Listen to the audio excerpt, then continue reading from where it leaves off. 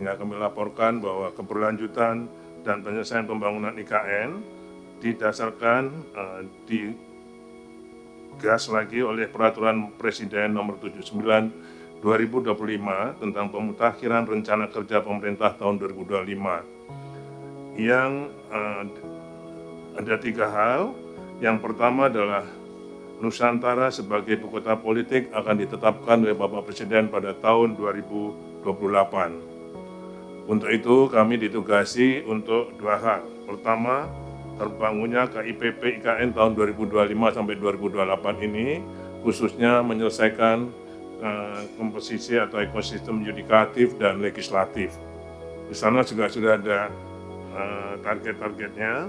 Kemudian yang kedua adalah mulainya pemindahan dan penyelenggaraan pemerintahan di IKN, yaitu mulai pemindahan ASN ke IKN mencapai 1.700 sampai 4.100 orang yang dimulai pada tahun 2025 ini.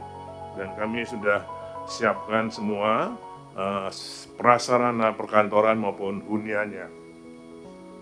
Lanjut, saya kira ini agak jadi pembangunan di IKN dibagi menjadi 9 klaster dari kawasan inti pusat pemerintahan sampai pusat perikanan terpadu yang 9.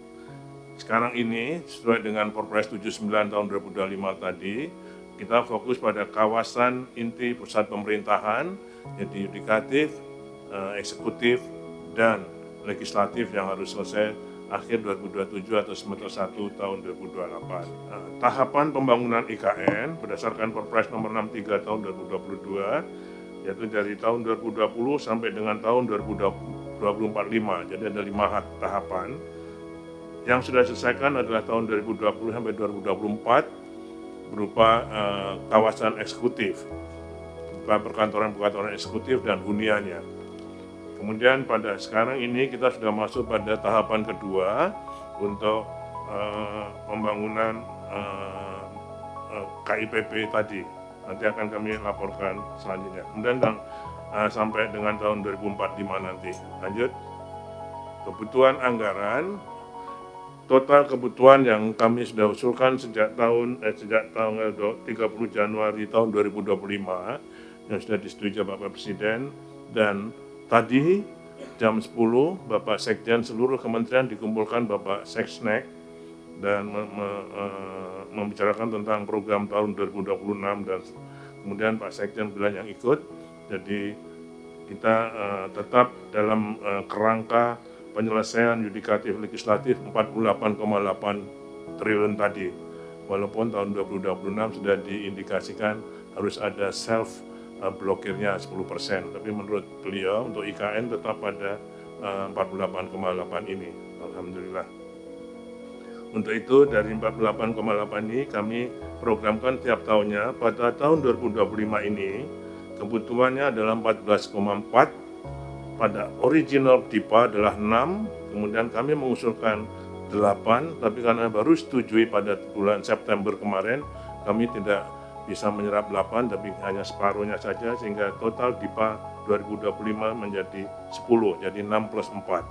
Sisanya yang 4 sudah kita bahas dengan Menteri Keuangan di jereng sampai 2026. Jadi 2026 nanti kebutuhannya 17,08 triliun, yang sudah ada di PAS sekarang, original 6,26. Nanti akan diusulkan sebagai ABT-nya 4 plus 10, jadi 14 atau 15,1 nanti kebutuhan ABT-nya. Akan kita urus nanti setelah Januari nanti. Ini sudah ada mekanisme kesepakatan dengan Kementerian Keuangan dan Mensesnek. Kemudian tahun 2027 dibutuhkan 14,64 dan 2028 2,68 sehingga tetap mengikuti kebutuhan total 48,8 triliun untuk penyelesaian yudikatif, legislatif, dan prasarana pendukung lainnya. Belum lama ini kan sempat MK mengeluarkan putusan terkait pencabutan 190 tahun untuk kelola investasi di IKN. Tapi kadang-kadang saya juga baca berita yang sangat mengejutkan. Setelah ada putusan MK itu investor pergi.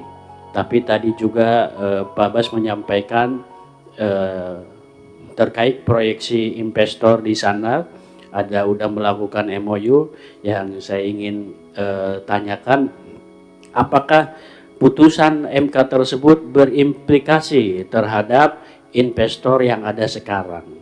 Misalkan secara tidak langsung ada yang WA Pak Bas, misalkan WA Pak Direktur menyatakan bahwa saya mengundurkan diri Pak karena ini udah nggak 190 tahun lagi. Itu mungkin bisa saja. Itu perlu diantisipasi juga, apalagi kita juga di zaman media sosial yang begitu cepat sekarang itu, informasi itu antara berita putusan MK dengan berita-berita bahwa IKN itu akan mangkrak dan disebut akan menjadi kota hantu. Nah, itu kan setidaknya butuh effort juga dari Pak Bas dan jajaran untuk meyakinkan publik bahwa IKN itu benar-benar akan terwujud. Dan kalau kita pakai teori lebah Pak Bas, ketika kita ingin mendapatkan hasil madu yang bagus atau lebah, biasanya yang kita ambil itu adalah induk. Induknya dipindah, nanti di situ akan mengikuti lebah. Betul kan? Itu inspirasinya seperti itu. IKN juga tidak, kita bisa analogikan seperti itu. Bahkan kemarin secara langsung juga dari Nasdem pernah memunculkan wacana didahului dulu dengan Wapres yang berkantor di sana. Mungkin filosofi lebah itu penting karena keyakinan publik itu akan muncul ketika ada yang menempati. Tadi juga disampaikan oleh ketua ada berapa ASN, berapa juta di situ, dan berapa juta yang akan diproyeksikan yang ditempatin yang di IKN. Jangan sampai IKN itu sebagai tempat kunjungan kerja anggota DPR yang ke sana untuk memantau aja. Baik itu dari komisi dari 1 sampai komisi itu cuma hanya membikat. Tapi yang paling penting itu ya tadi filosofi lebah itu. Dan seberapa bagus pun itu kantor, ketika belum ada proyeksi penempatan, pasti orang kan berpikirnya itu mangkrak.